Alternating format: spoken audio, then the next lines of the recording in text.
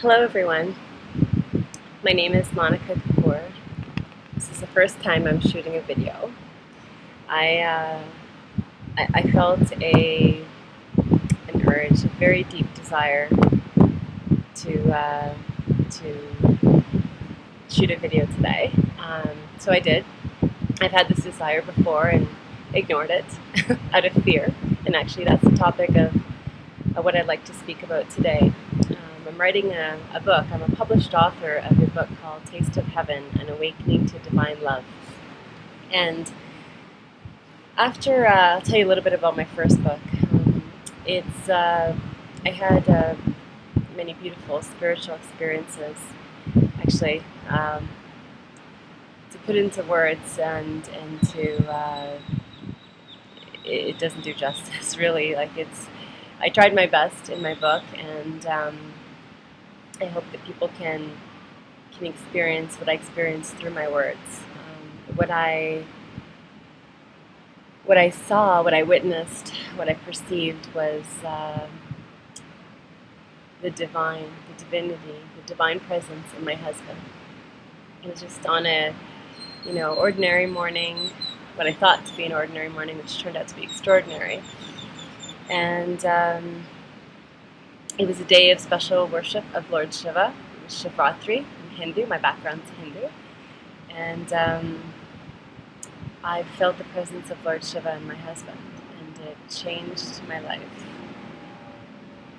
I didn't feel the need to look for God outside of myself, because feeling the presence of Shiva in him meant, and me being his wife, I felt like, well, I'm Parvati. I'm his excuse me. I'm the goddess, and I'm the goddess, and he's my god. And it's like a Shiv Shakti feeling in that moment, and I was called to write that book. It really wrote itself. It was effortless. It was beautiful, beautiful experience. My very first book. Again, it's called Taste of Heaven, An Awakening to Divine Love. Actually, what I want to add is that night, after witnessing the divine presence in my husband, one of my daughters, she winked at me, and she was 6 weeks old. So I received that message from the universe through her, that what I witnessed was the truth, and that God lives inside of us, and that's the message of my first book, really, in essence. But going back to the fears, a few years after these experiences, is what I call my taste of heaven experiences, I started to feel a lot of negative emotions, particularly fear, in my stomach, in the pit of my stomach, and I'd feel it the most when I was brushing my teeth or washing my face, in those moments when I'm completely with myself. Not so much in the shower, interestingly enough, but as I bent down and to wash my face, I felt excuse me. I felt this indescribable fear that would just take me over, and I told my husband about it, and I said, I wish I knew what this was. I wish I could get rid of it. And so since then, and this was back in, I would say, about 2010, I was on a journey to find a way to release these fears, because that's not what I wanted to live with. That's not how I wanted to live my life, in that state of fear. And so I did. I was on this journey. I read a lot of books, went to a lot of conferences, received healing sessions. I would write. I would meditate. I tried a lot of different things to kind of get to the bottom of this. Like, what is fear, and how do I release it? I don't really care how it came about. It was more like, here it is. I feel it, and how do I release it? So what it is, and how to release it. And so actually, how it came about is through because I now, after being on that journey, I know how it came about, and it's through like it's from childhood and maybe past lives, and there's traumas and all the memories of those the traumatic experiences. That's the how. But let's go back to the what. What is fear? I was watching a video one day, and this is quite recently, and I had a huge revelation. It's like the coin dropped. Yeah, I felt I understood what fear was, and so once you understand what something is, then you know how to release that if it's an unfavorable thing. So what I learned was, or what came to me, what I received in that moment was that fear equals negative thought. That's it. Period. Fear equals negative thought. The thought comes first, the negative thought, followed by the emotion, which is fear, and that's what is truth. And I feel that truth inside of me, and I've also read it in A Course in Miracles. Thought comes first, followed by emotion. Loved hearing that from my A Course in Miracles teacher, John Goss, over and over again, every week when I go back, because it would just reinstate what I already felt in all the cells in my body. So if fear is negative thought, then that's good news, because we have the power to control our thoughts. We choose our thoughts. All we have to do is be conscious and be aware.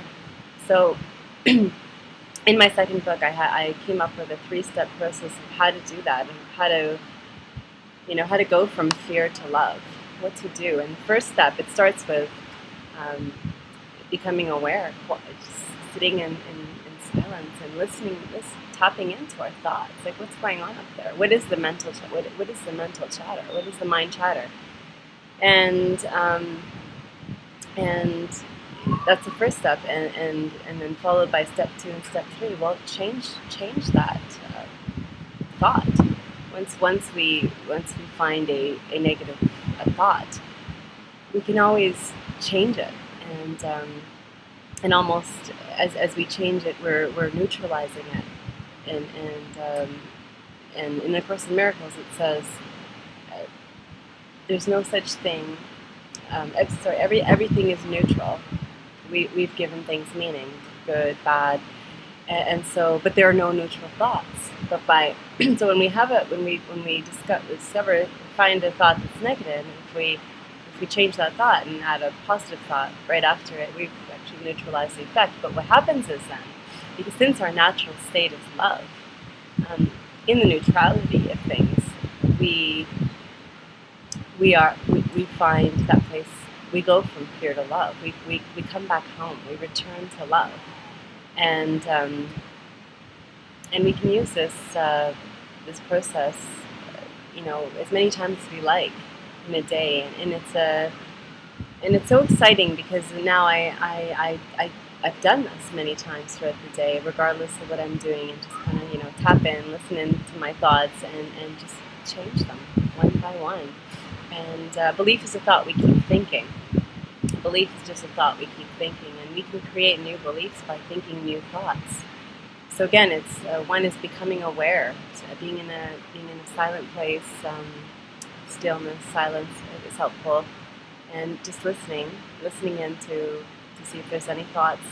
Once we find a thought, or 2 or 3, or as many as there is, we can change that thought. We can change it completely, and add a positive thought, and neutralize the effect, and then automatically return to love, return to who we really are. I'm so excited about this book. It's I want to help a lot of people save time, because I started this, like I said, in 2010 is when I really felt the fears inside of me intensely, and I want to help people so that they don't have to suffer from the effects of their fear, that anxiety that they'll carry in their body. it just feels so free and so wonderful now compared to 6 years ago.